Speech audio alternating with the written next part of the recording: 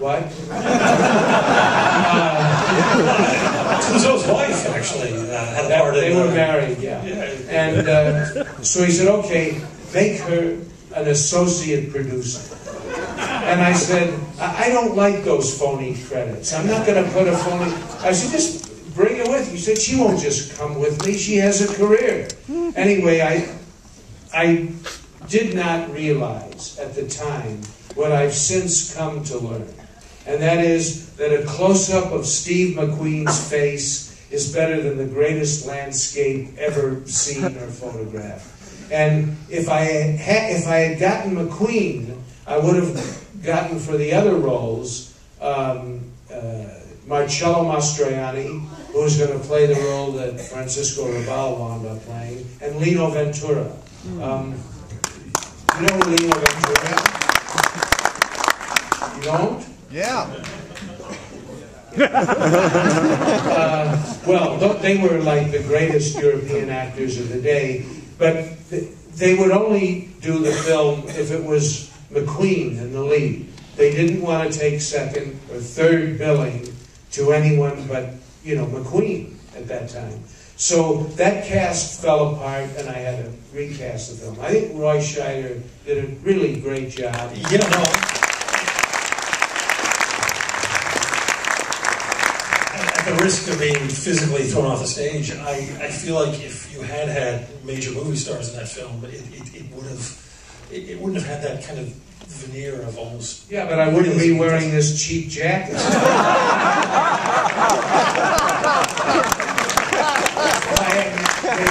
Why do you think they make pictures with Julia Roberts, Ashton Kutcher, and stuff like that? You think nobody ever called it show art, Josh? What? No, Exorcist is still making money. yeah, well, and if I had known there was going to be a distinguished audience like this tonight, I would have dressed better if I had anything better to wear. One of the things, too, watching it again, you know, because I've spent, God, so many times I've seen this film, and something about tonight, it just sort of hit me that when you step outside of it and realize there really isn't, you know, dynamite in these trucks, it's actors and stuntmen and everything else, it's still fucking terrifying. I mean, I can't imagine the amount of work your stunt drivers had to do. How were those scenes designed, especially like, if you take the bridge scene? You know, who were your stunt coordinators in this thing? How did you work with them? Was this a scene you had completely mapped out in your head, or...? I pretty much had the film in my mind's eye. The stunt coordinator was a man called Bud Eakins, who was McQueen's stunt coordinator. And he did the stuff, a lot of the driving for Bullet and a lot of the McQueen action films. Bud Eakins. And, but we had to do everything mechanically. There are no computer images. There was no computers in those days. And there's a credit for opticals, but that's basically title supers and stuff like that. There are no optics. We had to do everything mechanically. I'll tell you one thing about the blowing up of the big tree. I had a great special effects crew. They were the guys who did The Exorcist with me. And we found this big tree, and it was down in the forest there, and they packed it up with all the material to make the tree blow up. And on that particular day, Charlie Bluedorn, who owned Paramount and co-financed the film, came in by helicopter to that location.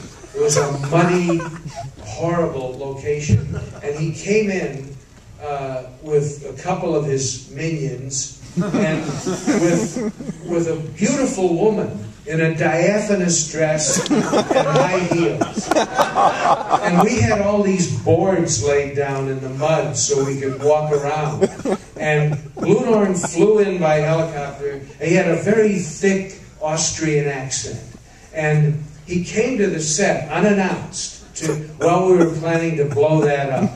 And he starts to tell this girl and his entourage about me. He said, "You gotta see this guy, White. This guy's a genius. This Friedkin is a real genius. Watch it. What are you doing here?" And I told him we were planning to blow up the tree. And then the effects crew, they packed the tree up in the back to blow it up.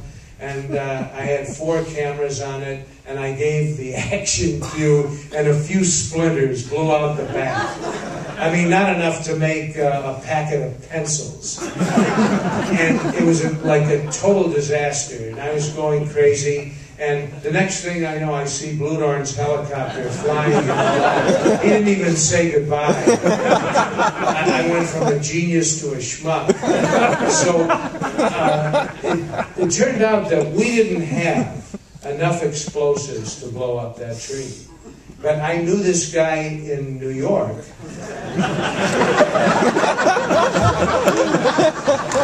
Who was an arsonist. And he was made famous by a columnist in New York called Jimmy Breslin. Have you ever heard of Jimmy Breslin? Jimmy Breslin wrote about this fellow, and he called him Marvin the Torch. And in a room of, let's say, this size, or in a room of, let's say, 1,000 men, this fellow would have been in the last 5 that you would say was an arsonist. His name was Bert Lipman, and he had a beauty products company. He manufactured beauty products in Queens, and he used these beauty products as explosives.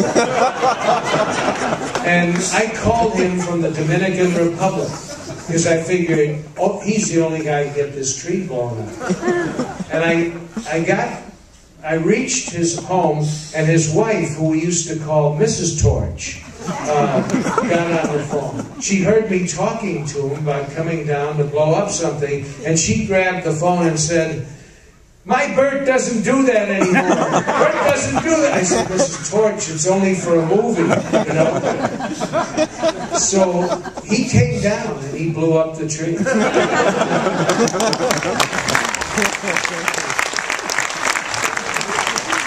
There's a lot of stuff like that connected with this. So.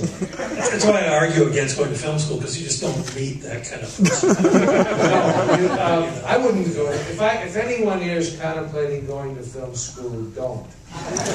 No, just if you want to become a filmmaker, you know, just watch Alfred Hitchcock's films. That's all you need to do. They're not all of the same quality, of course. Some are great, some are just almost great, but it's a textbook for filmmakers. Just watch the work of a master like that, and you'll get the idea pretty quickly. And I've never had one lesson in filmmaking, not one, as you can see. He famously, didn't he get on your case for not wearing a suit on the set? Yes, he did. I directed the last Alfred Hitchcock hour that was made. It was called Off Season, and it was with John Gavin. You guys know who John Gavin is.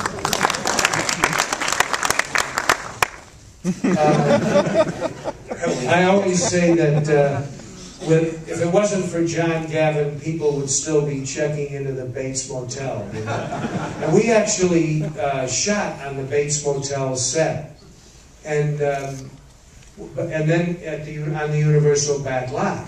And one afternoon, a bunch of guys in dark suits came onto the stage where I was directing this thing. I had never directed on a sound stage before. I had only made documentaries out in the world.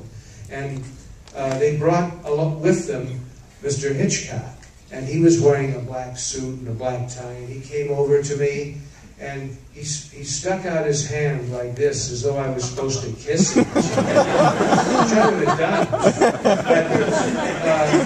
But, it was sort of clammy. But,